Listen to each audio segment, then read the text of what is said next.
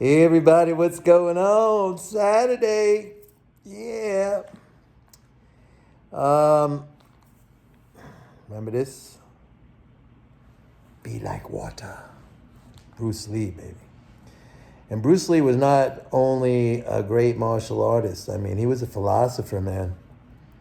If you haven't listened to Bruce Lee and his philosophies and his ideology, I mean, just go on YouTube and search for some of that stuff. The guy was incredible. Anyway, hey, it was like 60 degrees here in New York City today, man. A welcome warming trend, but tomorrow we're gonna have snow, so it didn't last too long, unfortunately. All right, what's going on, everybody? So Putin and Biden spoke on the telephone today. And from what I can ascertain from the news reports that I read, it was basically Biden hurling threats at Putin. You know, we're gonna smash you with sanctions. These are gonna be sanctions from hell. And now the media, the Western media, the mainstream media is reporting that it's gonna be Wednesday. They know it's going to be Wednesday, the invasion of Ukraine. And they're talking about an invasion of Ukraine, which is not going to happen. I mean, if anything, there could be a false flag operation perpetrated by the Ukrainian army or some element within Ukraine to make it look or create a pretext for an attack into the Donbass region in eastern Ukraine. I think I would put that as the higher probability. Russia does not want to invade Ukraine. They want to secure, if anything, they want to secure that eastern region of Ukraine, the Donbass region, which borders on Russia. And I think really what Russia wants is that Ukraine does not become a member of NATO, and that's not going to happen now anytime soon. I mean, somebody said, well, we called Putin's bluff, but, you know, who got bluffed here? NATO is not, I mean, Ukraine is not going to be part of NATO anytime soon. So, I mean, it looks like Russia and Putin achieved their ends, even if it stays at a stalemate like this. There's no way that Ukraine enters into NATO anytime soon. So they've achieved their ends without any kind of a military operation. But it could still happen. The United States is pushing and hoping for some conflict so they could unleash these sanctions. I don't know what these sanctions are. They're designed to destroy the Russian economy. But they're not going to be good for anybody. They're not going to be good for Europe. They're not going to be good for the United States. They're not going to be good for Russia. We can have a spike in oil prices. By the way, I just checked the CFTC's commitment of traders report for the week ending February 8th. And again, oil producers are heavily, heavily long futures. They added on to their position in the latest week. So, I mean, until I see that thing flip around, you gotta expect that we're going to see higher oil prices. I mean, they're just feeling it. They're on the front lines. I mean, you don't go against the producers. I spent many years as a floor trader on the NYMEX, and I had a floor brokerage business, and I was executing orders I had a couple of oil companies as clients, and, you know, they're very, very savvy. I mean, they're in the cash market, they deal with the physical stuff, and they just have a much better feel. So you don't go against them. And I've said this before, it's rare to see producers of a commodity being long the futures market. I mean, they're already long the physical. They own the physical. So, I mean, normally their natural position is short in the futures to lock in their profits. But they've been long now for something like, I think it's like going on, could be 10 or 11 weeks. I don't know. I got to go back and look. But yeah, they added to that in the week ending February 8th, which was the week ending last Tuesday. So that's going on.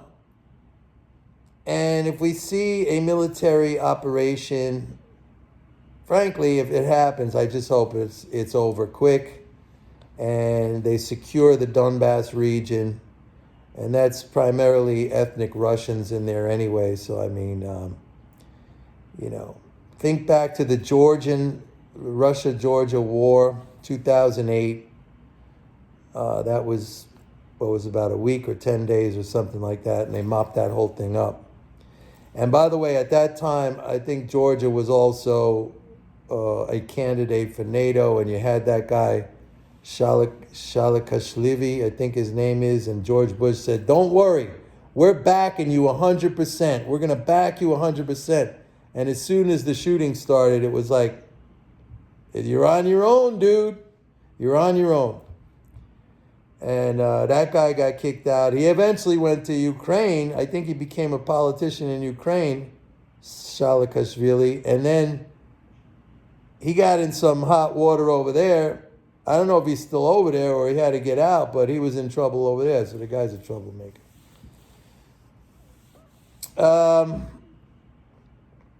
Some of you accusing me of being pro-Putin, stuff like that. Look, I am anti-war, okay? And I am disgusted by United States foreign policy, which doesn't even exist in the sense of what foreign policy should be, which is, I think, diplomacy and talking to countries. I mean, our foreign policy is dictated by the Department of Defense and the deep state and the CIA. And I just think it's disgusting because all we do is fight war at a tragic loss in every sense, in lives, in treasure, in money. I mean, it's really awful. Meanwhile, we got roads and bridges crumbling. We got people that don't have health care. We got homeless people all over the place. We got, high levels of child poverty here. It's disgusting. And if you're one of these people who are, pushing for war all the time, like I'm really, really, I just wonder about your fucking head. Like, what the fuck? It's enough already. We have a big, rich, diverse country. I mean, it has a lot of problems that we could focus inward and take care of this stuff. And we don't need to be fucking, defending Ukraine. Give me a break. There was a time when, after the fall of the Soviet Union, Russia wanted to be close to the West. It wanted to be close to the West. And we squandered that opportunity.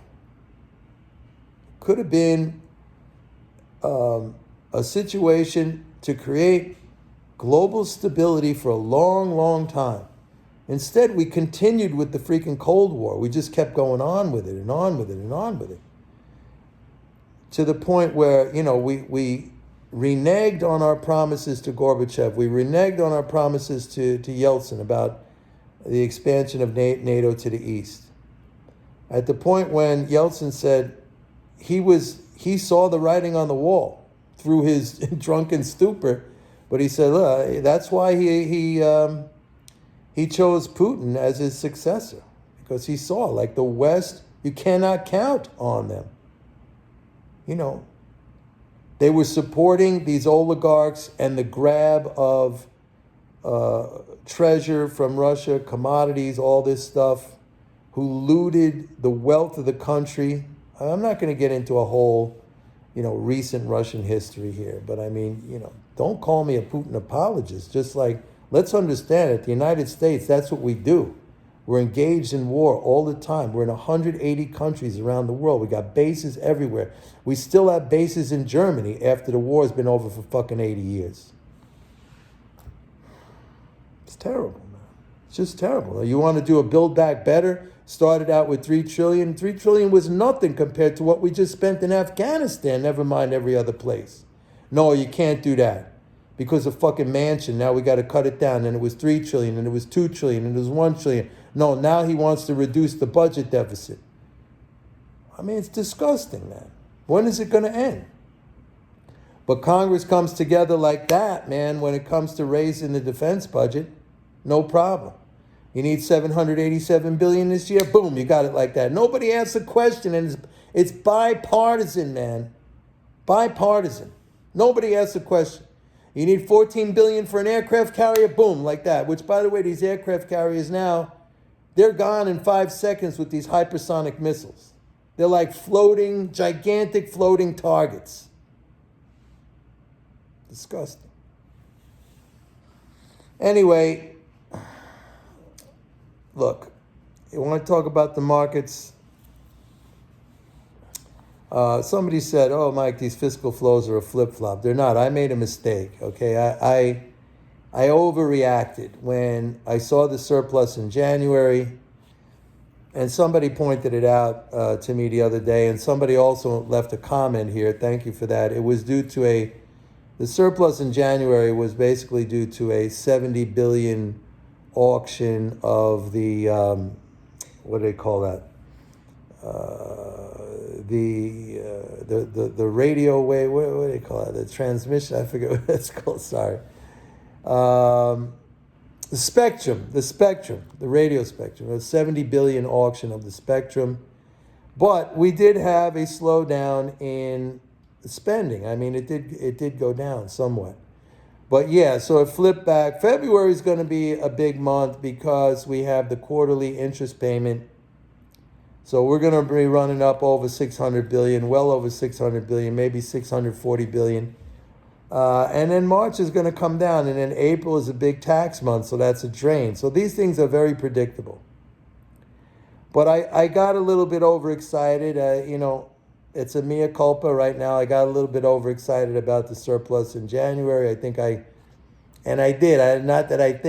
extrapolate that out, and that was a mistake. So it's not the fiscal flows that flip-flopped. I got a little bit overexcited about it, and I was wrong about it. But what happens? Then you adjust. I mean, we're only human. I'm only human. You try to do the best you can do. Could make mistakes. Anybody can make mistakes, right?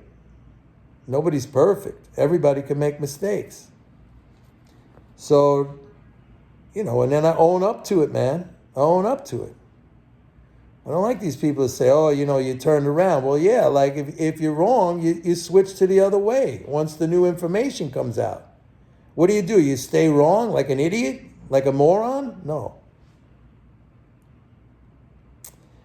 So, with all the warmongering news, I suspect, Monday, whatever, the early part of next week is going to be a little volatile. But I still say, given the bearish sentiment, high levels of bearish sentiment, and good fiscal, I just think the economy is going to make it through. And I'm not worried about the Fed. I'm not worried about interest rates. I've said this a million times, that rates, all it is a redistribution of income, and actually rate hikes are fiscal expansions because government is a net payer of interest. You raise the rate, and those interest payments go up, and that interest is spent. It's spent back into the economy. So the only thing I would say negative about it is it's a price increase, but again, that hurts some elements, and it's positive for others. So it's not like, as I always say, the income and savings, doesn't fly out into outer space. They don't fly out into outer space. They stay in the economy. It just gets switched around a little bit, gets redistributed. Like deflation. I mean, deflation is good for some, it's terrible for others. Nobody seems to complain when prices go down, but I mean, for some people, it's really, talk to farmers. Talk to commodity producers. They hate it. So there you go. So that's where we're at, as far as I can see. I don't like war. I'm anti-war. What's wrong with that? You for that? I'm not for that. I'm really not. All right, everybody. Saturday, enjoy. Tomorrow's the Super Bowl. Hey, wait a minute before I go. Who you got tonight in the UFC? We got Izzy, who's fighting Whitaker. It's a rematch. I like Forrest Whitaker, but I think Izzy's going to win. He's just too slick. But I'd like to see Whitaker take it. And who you got with Derek Lewis and Tai Tuivasa? I got Derek Lewis. And who you got tomorrow, the Bengals or the Rams? I'm going with the Bengals. I'm going with the Bengals. Let me know. Put your comments right here. Have a good one, everybody. Bye.